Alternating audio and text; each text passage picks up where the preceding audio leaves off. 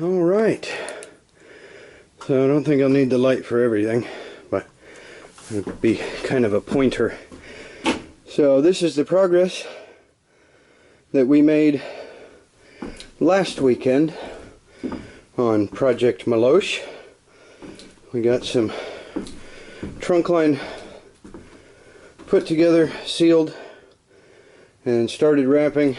We got another section here that still needs to be insulated, and we didn't insulate that because we ran out of duct wrap. Here's some more flex that we will be using downstairs, part of it, a little bit of it for splicing in upstairs, what we need, and then our return. We've got that hung, connected, actually broke the reducer or increaser between here and here. So rather than try to put together 15 feet of 14-inch round pipe and 10 feet of 16-inch round pipe, we're going to do a small chunk, a short chunk of 16-inch flex to tie those in and give them a little bit of flexibility. With the supplies that we haven't got reduced yet or connected to each other, we'll probably get one section hung, starting with the large stuff, and then hang the smaller section and then hang the other section, so that we hopefully won't break any more reducing collars. This one was a little bit of a learning experience. It's hard to put 15 and 10, 25 feet of pipe together without breaking it or hang it. If you've got a regular pipe-to-pipe connection, it's not too bad, but with a reducer in there, that seam on the reducing collar is not terribly strong. With all the other joints, we've actually got 4 screws or 3 or 4 screws in a triangular or quadrilateral layout. Quadrilateral, that's a big word. May not be the proper application of the word, but anyway. So that's where we're at with progress. I had to go get some more duct wrap, which is down there, so that we could finish wrapping this trunk line when we get ready to hang it, which I think we're actually going to get to tomorrow, Sunday. Today is Saturday, after we finished Project Mahonye, Project Michonne, and we'll get to the actual production on this. It's kind of late in the evening and I have to return the trailer that I borrowed to the owner. So we will continue this tomorrow. I got my materials delivered and I got to get back so I can get that trailer back to its rightful owner in case he needs it. Wanted to show you the progress that we made last weekend, since it was kind of dark by the time we finished it up. We've got some more stuff to do down here, but that's where we are. Either we had a water leak, something. What happened here?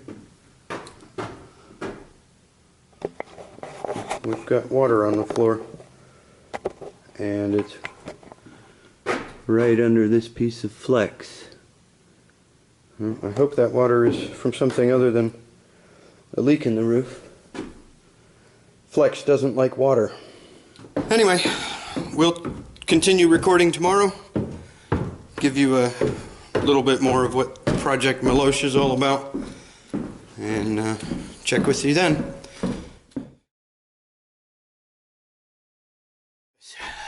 So, my 36 volt DeWalt Sawzall ran out of juice, so I figured I would shoot a little video of my progress so far. Sunday, November 30, I think it is. Here's where we're at. I've got my supply trunk up, supported. I need to put some more supports on it, but it's holding for now. To pass inspection, it'll have to have supports about every 3 to 4 feet. But I've got all of the ducts tied in on the back of the trunk line that go to the front side of the house. I've got some of these ducts that are going to go to the other side connected, 1 and 2 over there. These ones still need to be connected, but I was going to cut holes in the subfloor to do that, and with the battery dead, I can't do that. I need to insulate that little spot right there. That can wait for now. I've got my flex from my hard trunk tied in, enough to tie back into the plenum when the equipment comes. I've got my return flex tied on to the hard trunk line. That is all connected. That was done before. Back here I've got that short transition piece.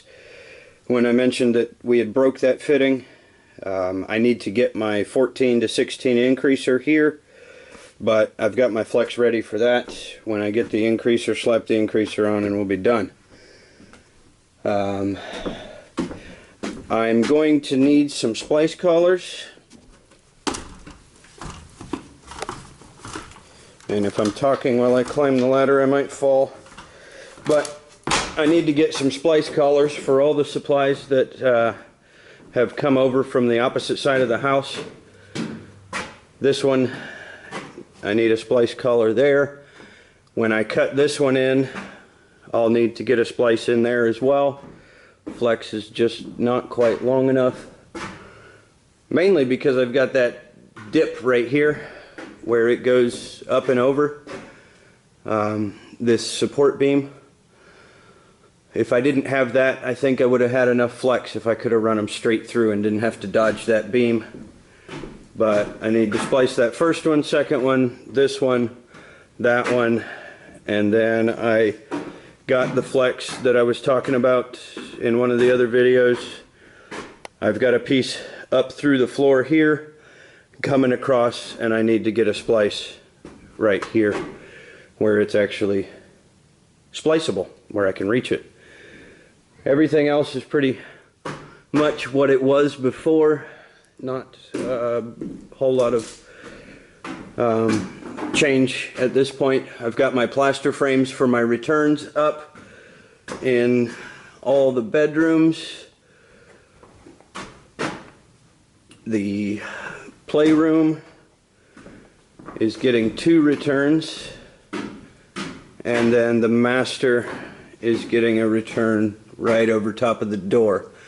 I need to pan off the joist bay to block the header, and then actually had the wife seal some of the joints when she was with me the other weekend, so that we don't have to mess with all of that when the time comes. I got my collars in on this side. I had originally intended to bring these flex ducts down and through, so I cut the holes big enough to take the flex plus the insulation. And since my floor joists are only 8 inches tall, I couldn't get a boot and flex duct in it. So we had to go back to that return, and I think I mentioned that in one of the other videos. There's the other one, and the other one for this bedroom. So that's that. Oh, I'm tired, guys. I'm tired. I have been rolling every weekend since I started this. I think I'm on my 3rd weekend. I think this is my 3rd video, so yeah. The Project Mahonye, Project Michonne from yesterday,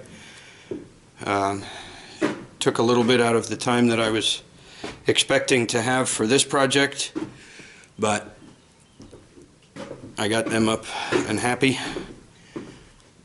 So This one kind of ticked me off. I was short a plaster frame. No, I was short on some boots.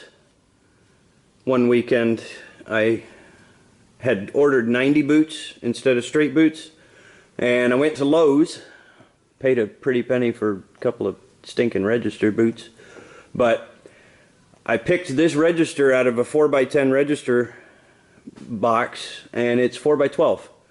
So my plaster frame that I had picked up for that won't work. I have to get a replacement. But other than that, you know, it's going well. I'm pretty close to being done with the duct up here. Just need to pan off those floor joists and seal the ones that didn't get sealed the other weekend. Throw in my splice collars, that sort of thing. So I might actually be moving downstairs next weekend, at least on Sunday. I'll probably knock the rest of this out. Splice collars, panning the floor joists. I may get to the floor joists today, but I'm getting close to the second floor finish. Crawl space is going to be a whole different story. Not only am I probably running over budget on ductwork because of the way that I'm doing this, the better way, but the crawl space is not very work friendly, so I will probably go back to the traditional North Carolina duct system for the crawl space rather than doing round pipe and trunk line like that. It'll be a little bit quicker and a little bit cheaper. And I'm sorry to say it, but it matters when you're bidding as cheap as you can. Try and satisfy the customer, but not give away your time. That's the update for today. I'm gonna go check on my Sawzall battery and get those other holes cut, get the flex tied to those so that I'm ready for splice collars, and then maybe get to the panning of the returns. I could use a nap, and there we are. Fully charged. The DC 9000 1-hour charger and the DeWalt 36 volt battery. That sucker is massive. Got a lot of power, and surprisingly, at least when I first grabbed it, it's lighter than the 18 volt XRP, and it's 36 volts. That's pretty crazy.